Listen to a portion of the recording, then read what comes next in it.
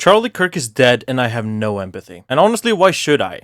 This is a man who has spent his entire career fighting against the rights of others, fighting against women's rights, calling for gay people to be stoned to death, and harassing the trans community. Charlie Kirk was a hateful little grifter who used his platform to spread hate and argue for the rights of the people who got him killed. Lunatics with guns. I feel no empathy for this man. That does not necessarily mean that I want him dead, though, because I think there's a difference between wishing death on someone and not having empathy for them. I would even go as far as to say that I think the world is a better place with him not in it. But that does not mean that I, nor anyone else who identify with left-wing politics, wanted to see him dead. Because the second we start wanting each other dead, the second we start shooting people who disagree with us, that's when we lose. That's when we stop debating and start killing each other. And that is not going to solve anything.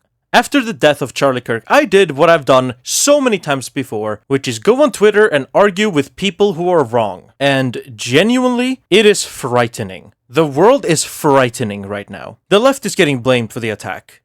Donald Trump, the absolute grifter and pedophile that he is blaming the left with no evidence, with no suspects, and with no weapon. Because that is what he wants. He wants to start a war so that he can either wipe out his opposition or have an excuse to stay in power. And that is dangerous. I've also seen so many people advocating that we should feel empathy, that we should be better than our opposition. But it's tiring. Charlie Kirk is a perfect example of a genuinely evil human being. A genuinely fucked up person who spent his life fighting against people like me, like the people I care about. I am a gay person. I am bisexual. Charlie Kirk has argued that I should be stoned to death. Leviticus 18 is that thou shalt lay with another man shall be stoned to death. Just saying. And that we should not be allowed to marry people we love. He has argued that if his 10-year-old daughter was sexually assaulted, he would force her to carry out a pregnancy. He has supported the biggest genocide of our generation. He has claimed that there is no Gaza and cheered as children in hospitals have been bombed. He is a deplorable human being. And genuinely, I would be lying if I said that I was not happy when I found out that he was dead. But again, that does not mean we should call for the death of people we disagree with. But it's unfair, isn't it? It's unfair that someone being a raging bigot, a genuinely deplorable, hateful person who tries to control the rights of others and who says slavery was better for black people than today, is somehow just having different politics than you. It's insane that we've gone to the point where basic human decency is seen as a different political view from the other side. It's insane that we are expected to have common conversations and treat the other side as if it's a valid opinion when all they do is spew hate and try to hurt us. And then, when we celebrate the death of one of our genuine abusers, we are the enemy. We are the people who apparently crave violence. It's unfair. And it's genuinely fucked up. Right now, I am genuinely terrified that this death is going to cause a civil war. Because Donald Trump wants a civil war. Fox News, who are already throwing the blame at the left-wing party, wants a civil war.